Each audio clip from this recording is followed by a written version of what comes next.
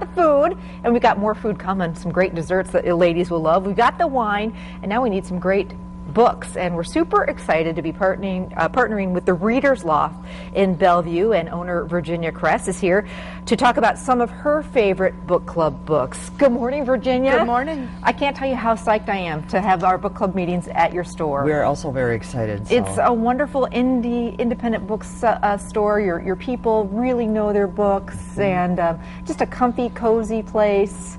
And you're going to be doing snacks and things for us, too. Absolutely. Snacks, wine, coffee, dessert. So wonderful. Yeah. So you have to wait. We're going to tease you, and in just about 2 minutes, we're going to tell you our next book club selection and the date and where you can call to get reservations, because, ladies, it's going to be just a great time. But first, we're going to talk about some books.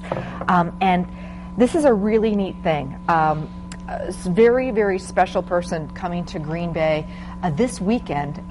Tell us about this book. It's a deep, heavy book. It is a deep book. This is a story about Paul Argowitz, who was living in Poland, 11 years old, and had been he and his family transferred to a Jewish ghetto. From there, he was caught stealing bread and was sent to the camps at 11 years old, and was liberated when he was about 14.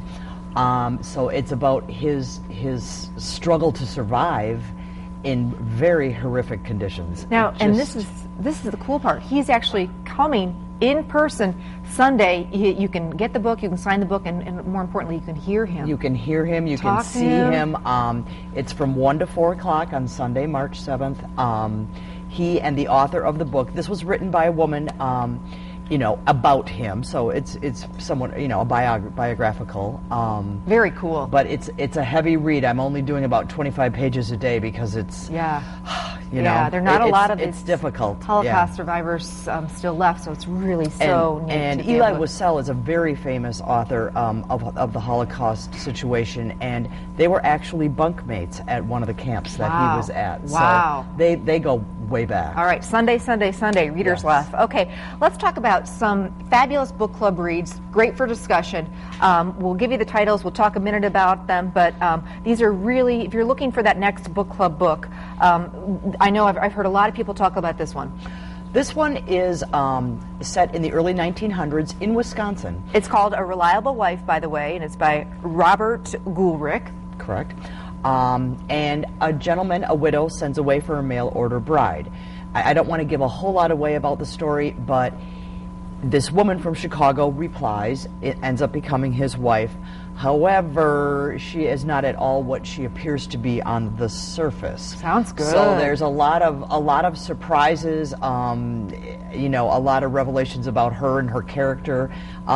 Just really, really a good story. And I read it long before it got on the New York Times bestseller list, and I loved it then, and now it's, now it's way up there on the charts. So. Always fun to have a book that's got a little Wisconsin in it. All right, Child 44 by Tom Rob Smith. Tell me about this one. This is a book set in Russia at the end of the Stalin regime. Part of the philosophy at that time was that they had a utopian society. There was no crime, which of course was not true. And it's a story about a gentleman who is, part of the government. And about choices that he makes between being loyal to his family and himself while still trying to operate within the confines of his government. We were talking that Virginia and I both love historical fiction. I'm really into that, so I like that. This is one of the best books I've read, and I love it because I went to college in Milwaukee at Marquette, and I could real familiar with the streets. I love the relationship between the sisters. Let's talk about this book. It's called Whistling in the Dark, and it's by Leslie Kagan, again, a Milwaukee author. A Wisconsin author. I have not read this book. I have started Well, it. you must. It's fabulous. I'm working on it. I read another title by her called Land of 100 Wonders, which was also fabulous. This one is actually set in the Milwaukee area. As an independent bookseller, we are really big on supporting regional authors. Sure. Anyone from the Midwest, and especially local authors. But she's a fabulous writer. She transports you. This is set in the 50s, and it's about commitments made from a daughter to a father.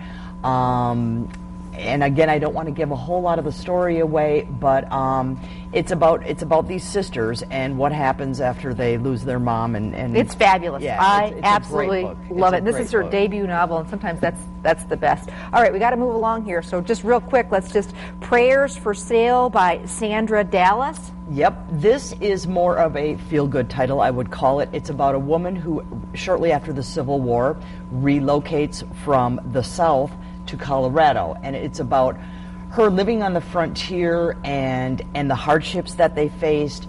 Gold mining was the main form of employment at that time and place, and the hardships that the people faced, and how quilting was a common thread among the women of that area, and how much peace and satisfaction that brought them in a very difficult place and time to live. Oh, it sounds so good. Yeah. And last but not least, before we get to our book club announcement, which is coming up next after this, As Hot as It Was, You Ought to Thank Me by Nancy Kincaid.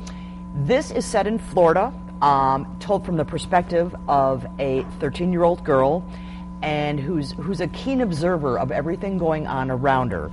And it's about a hurricane that hits and all the transgressions and dysfunctionality of her town, but really kind of a funny, but fascinating story. I'm just excited because I've only read one of these, so I'm always looking for that next big book. Speaking of the next big book, this is it, everybody. This is our next Fox 11 Living with Amy book club book.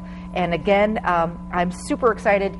You say this is fabulous. It's called Velva Jean Learns to Drive. I just love the name, and it's by Jennifer Niven. Don't give away too much. Okay. I will only say that it is a story that starts out with a 10-year-old girl, Velva Jean. It's about her hopes and dreams, and what she has to overcome to eventually fulfill those dreams. Wonderful. Is that not That's perfect. enough? That's what you got me. Okay. Again, Velva Jean Learns to Drive. Go pick up this book. Read along with us. Come to the book club meeting. It is April 7th at Reader's Loft. It's going to be a fun. Call for reservations. Call now to sign up. They've got the book right there. Absolutely. Pick it up at Reader's Loft. Plenty of copies. And a discount to people who buy it there. And I can't hardly wait to read it. You'll love it. You'll love it. I can't wait. I can't wait for book club. April 7th, but call to reserve your spot. It's going to be a ton of fun. 406-0200. 406-0200. All these books, by the way, the titles, they're on our website. So if you didn't get a chance to write them down, they'll be there.